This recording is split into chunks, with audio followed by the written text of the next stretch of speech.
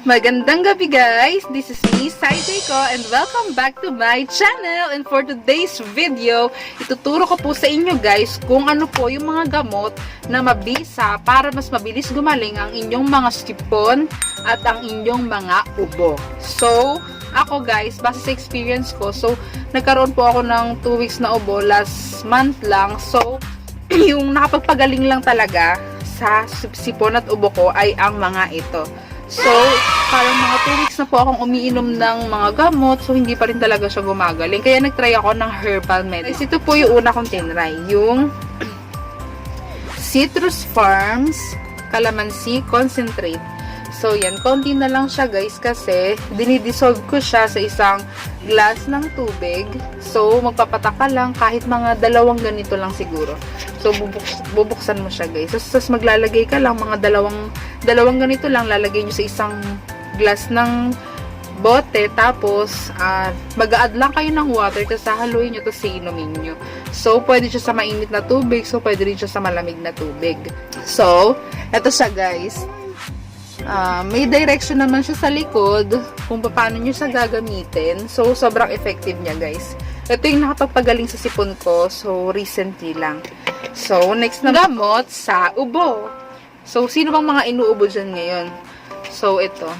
Ito yung pangalawang ginamit ko para mas mabilis gumaling yung ubo ko. So, ito ang Vitex Negundo L. Lagundilif Asco Forte. So, binili ko siya sa Watsons at may promo pa. Buy 10 tas get 5 free. So, may instruction din siya sa likod, guys. So, kailan dapat uminom? Sa simula ng ubo, maaari nang uminom ng Asco Forte Lagundi capsules. So, ilan ang dapat inumin? So, maaaring uminom ng isang Asco Forte Lagundi capsule 3 hanggang 4 na beses sa isang araw. So, ako guys, ang ginawa ko, 4 na beses talaga sa isang araw. Kasi, nung time na yun, ubo talaga ako ng ubo. Alam nyo guys, yung ubo na sobrang nakakairita na siya. Na kahit may kausap kayo, ubo kayo ng ubo. Tapos, ang dami-dami yung plema, ganyan. So, parang nawawala na yung self-confidence nyo. Kaya, tinry ko talaga tong Asco Lagundi. Ilang araw dapat uminom. So, nakasulat din po siya sa likod. Mga 5 hanggang 7 araw madalas ang ubo ay humuhupa sa mga panahong ito. So, pag ininom nyo na to sa loob ng 5 to 7 days, unti-unti nang nawawala yung ubo nyo, guys. So, ibig sabihin, unti-unti nang nawawala yung mga plema. So, ganyan. So, ito siya. Ano ba yung tsura niya sa loob? So, ito siya sa loob, guys. Ito siya. Asco Lagundi.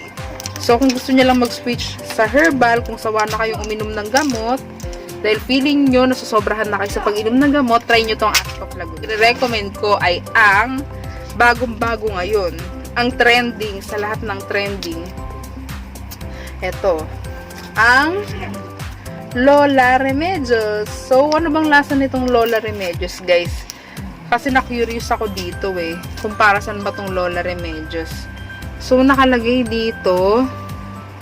Ito ay food supplement syrup. So, all natural ingredients, mint, honey, ginger, clove, and fennel. Yan yung mga ingredients na guys. So, ano siya?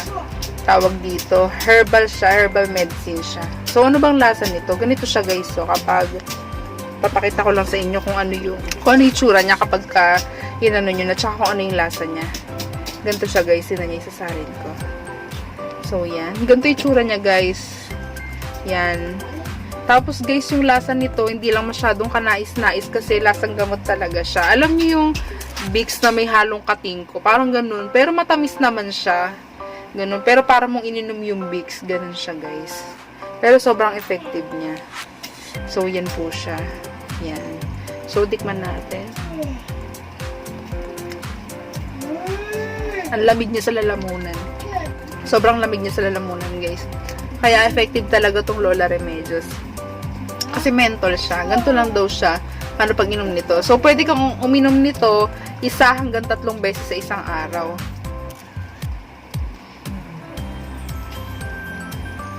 So, yan siya, guys.